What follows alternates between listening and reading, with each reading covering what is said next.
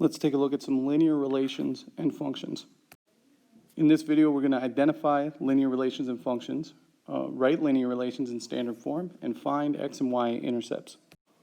Before we can identify a linear relation, we need to know what it is, and it's going to be any equation with no operation other than adding, subtracting, and multiplying a variable by a constant. So we can add and subtract a single variable, we can add and subtract numbers, and we can multiply variables by numbers, but that's it, nothing extra that's special. As for a linear function, it's going to be any function that can be written in the form f of x is equal to mx plus b. That should be familiar from Algebra 1, where we have y equals mx plus b, where m is the slope and b is the y-intercept. Now when we have f of x, we're just writing it using functional notation. So, is it linear? When we look at f of x is equal to 8 minus 3/4 x, we have to see if it can be written in that mx plus b form, which would mean having the x term come first. And if we rearrange things, where I move the negative 3/4 x to the front and then adding 8, then yes, we do have that mx plus b. So yes, f of x is a function. Now with g of x, we have 2 over x. So we have x is in the denominator. So 2 is being divided by x. Since we have that x in the denominator, it's not a function. And lastly, with h of x, we have x squared plus 2x minus 1.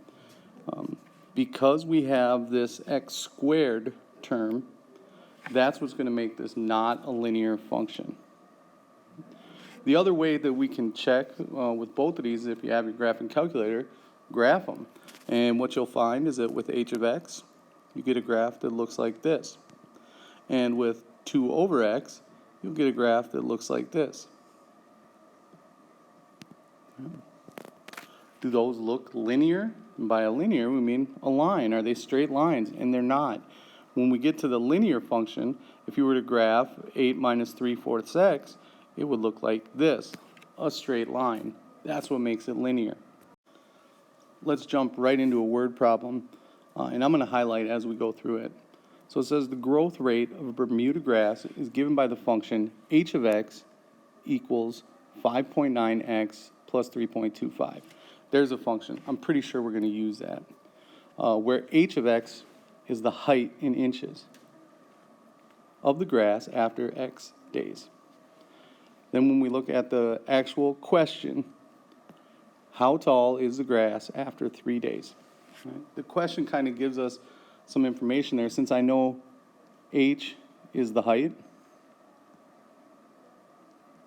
and x is the days, when we look at the question, it says how tall. So we don't know how tall it's going to be. But how tall is the grass after 3 days? I do know that our days is going to be 3. So we go ahead and grab that function from the beginning, h of x. But this time we know that x is going to be 3 days. So when I have 5.9x plus 3.25, I'm going to just insert for x those 3 days. So when we start calculating, we'll multiply first. 5.9 times 3 is 17.7 plus 3.25. And adding those two together, we get 20.95. Now, just because we have a number, remember, numbers aren't numbers in word problems. They're measurements. So we have to include the units. Go back to the question to signal what those units are going to be. We were asked, how tall is the grass after 3 days? So we found out that h, the height, after 3 days was 20.95. So that 20.95 is the height. Height was measured in inches. So we'll just include inches at the end, and there is our final answer. Now we have lots of different forms for linear equations. I want to take a look at one in particular. It's called standard form. And in standard form, it's written in the form ax plus by equals c. Now, a and b and c are all going to be integers, which means nice positive or negative whole numbers. We don't want any fractions and we don't want any decimals. The other thing we don't want are any factors that they have in common other than 1. So if they were all even, we would want to make sure that we divide all of them by 2. Another characteristic that you'll kind of like but isn't necessary when writing in standard form is to make that a, that very first number, make that one positive. Then it just kind of makes everything look nice and neat. So let's take this linear equation. Negative 3/10 x is equal to 8y minus 15. And we want to put it in this standard form. ax plus by is equal to c. Right. So the first thing I notice about standard form is that we have the x term, then the y term, and any constant term is going to be on the other side of the equal sign. So I'm going to subtract 8y from both sides. That's going to leave us with negative 3/10 x minus 8y is equal to negative 15. So we have every term is in its place now. We have the x term first, the y term second, and the constant term on the other side of the equal sign.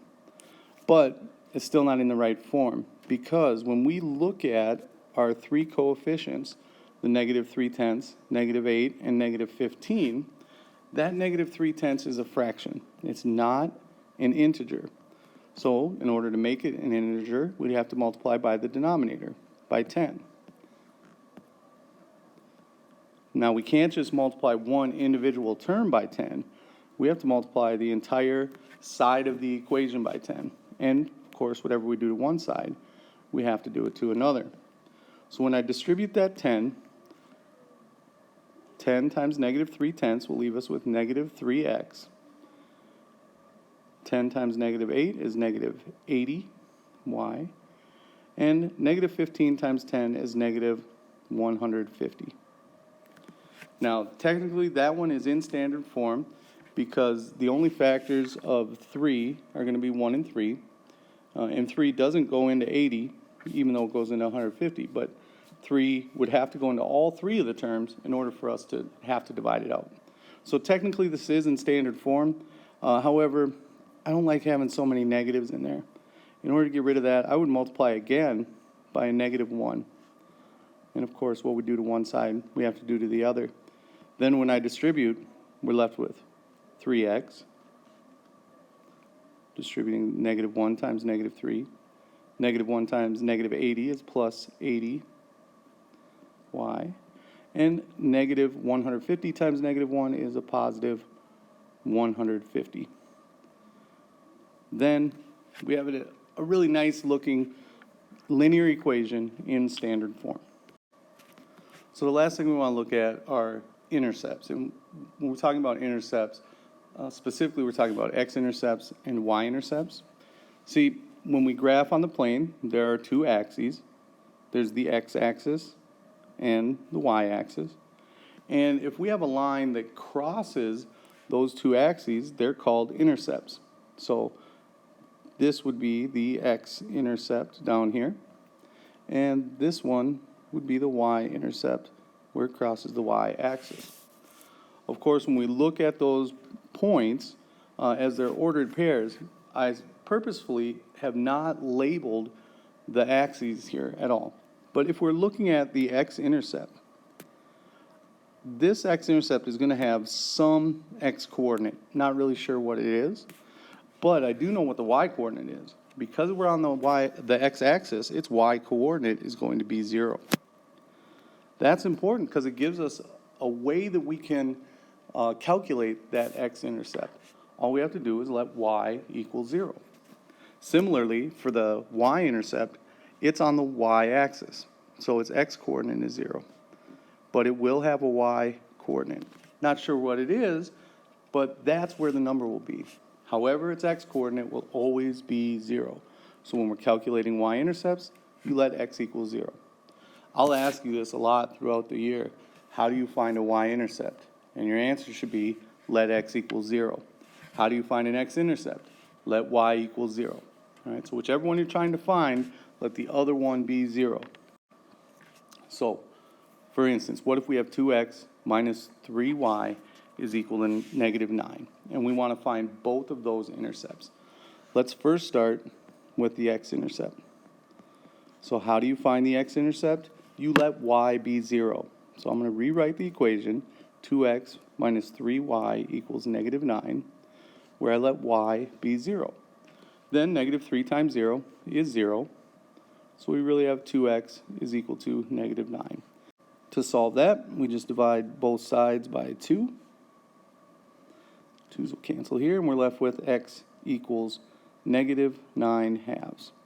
So when we're answering the question, what is the x-intercept, I'll let you say negative 9 halves. Now technically, the x-intercept is a point, and there will be other teachers or other professors that you might have that would say that no, the x-intercept is a point, so you have to write it as an ordered pair. Negative 9 halves, comma, 0. Let's also find the y-intercept. And of course, how do you find the y-intercept? You have to let x equal 0. So we'll let x equal 0 and then solve for y. So we're left with negative 3y is equal to negative 9.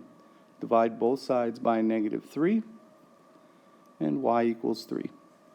So what is the y-intercept? It's 3. If you were to write it as an ordered pair, its x-coordinate is 0, and its y-coordinate is 3.